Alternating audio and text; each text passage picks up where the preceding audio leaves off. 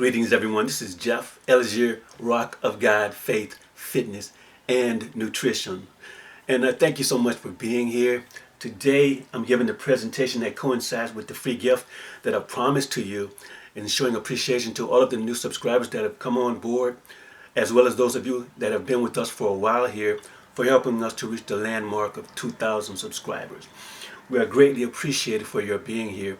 Now, we understand that you're not here because of us. We believe that you are here because the Lord has directed you to be here with us.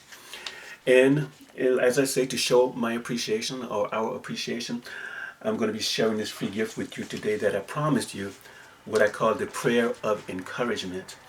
Now, this prayer is going to be a PDF file download that's going to be available to you in the description box of this video.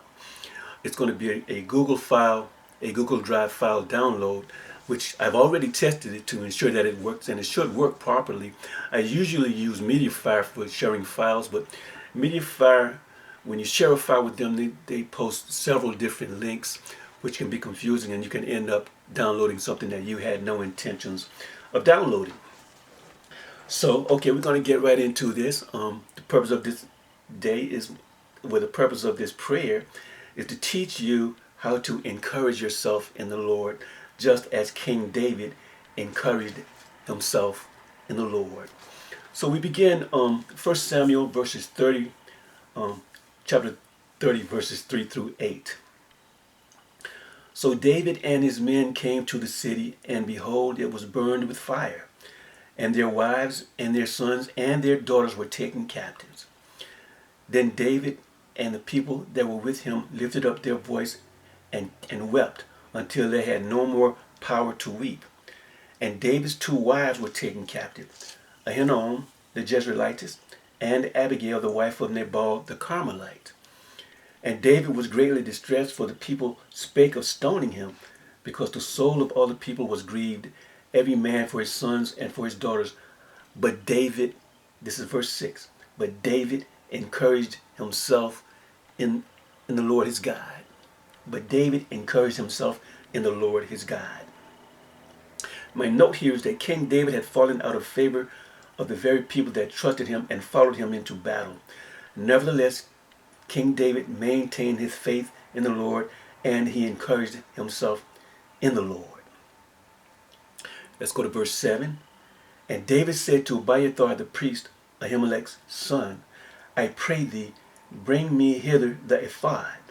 And Abiathar brought thither the ephod to King David. Now, King David asked his priest Abiathar to bring him the ephod. The name Abiathar in Hebrew means abundant father. That's going to be referenced in the prayer. The ephod is the garment that the priest wears during intercessory prayer when he entered the tabernacle. That's what the priest wore. And King David had the authority to wear the ephod because not only was he king, he was also a priest, making him a priestly king. Now, I want to point out right here that although David was viewed as the king, King Saul was still sitting on the throne as the king of Israel. But King Saul was not chosen by God. He was chosen by the people. But God honored the people's choice. But King Saul's actions were not pleasing to the Lord. And so the Lord chose David to be king. And we'll see that in 1 Samuel verses 16, 1 through 13. I'm going to read 1 Samuel 16 verses 11 through 13, if I can find it here.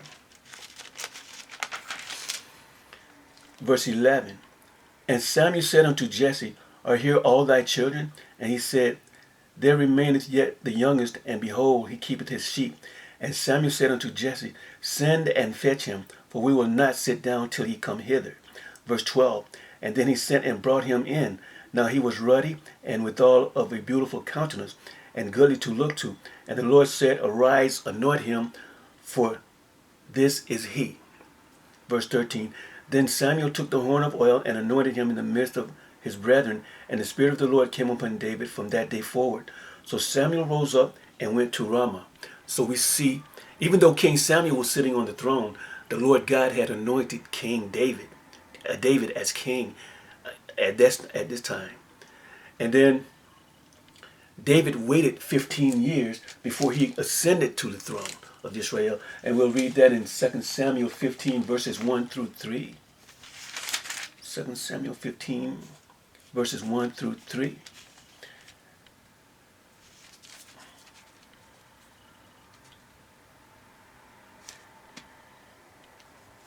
I'm sorry here. 2 Samuel 5, verse 1 through 3. Then came all the tribes of Israel to David unto Hebron, and spake, saying, Behold, where are thy bone and thy flesh? Also in time past, when Saul was king over us, thou wast he that leddest us out and brought us in Israel. And the Lord said to thee, Thou shalt feed my people Israel, and thou shalt be captain over Israel.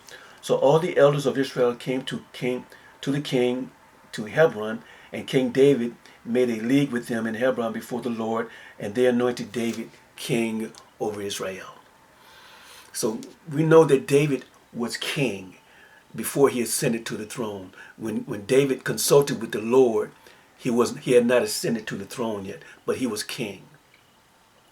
And we know that David was a priest, as we view 1 Chronicles 15, verse 27, where we shall read,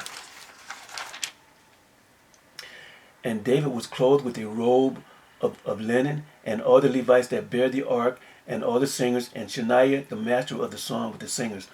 David also had upon him an ephod of linen. So there we see David. Not only do we see him anointed as king by God, and then later ascending to the throne, we see him wearing an ephod, which is normally worn by the priest, he's wearing the ephod as they're transporting the Ark of the Covenant to the city of David. So the scriptures prove to us that not only was David a king, David was also a priest.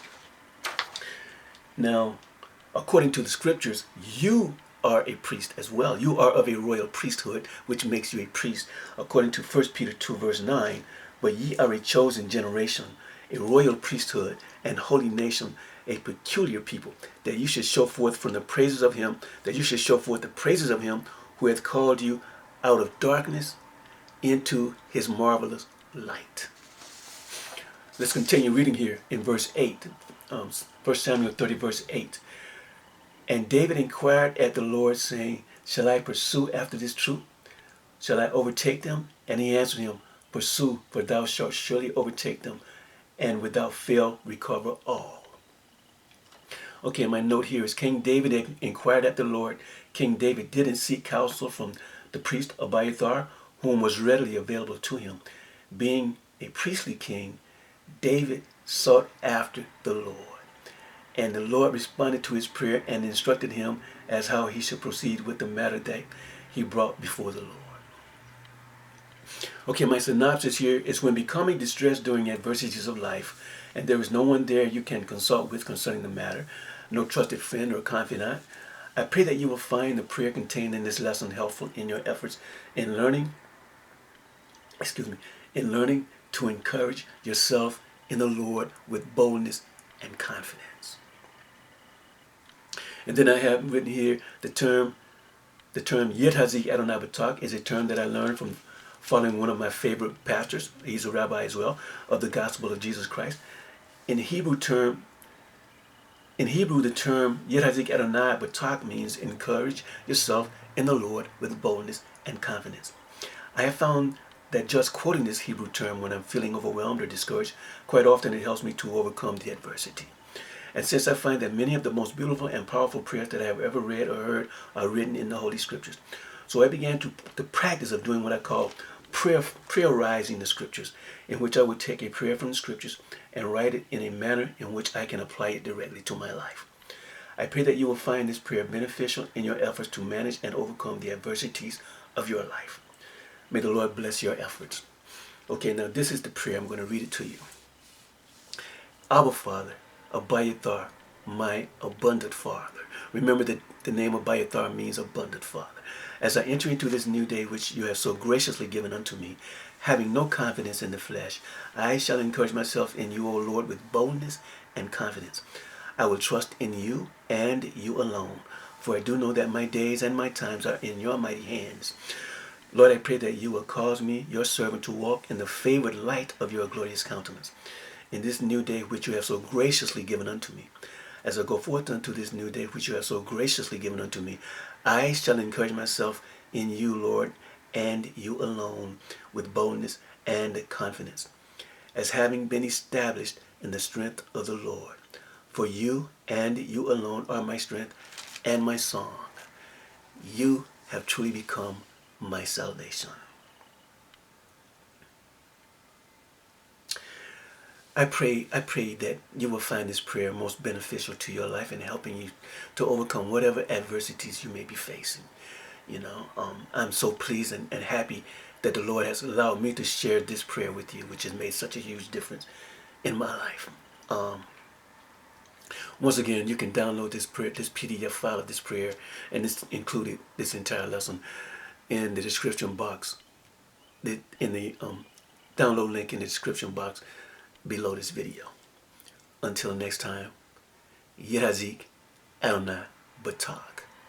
Encourage yourself in the Lord with boldness and confidence.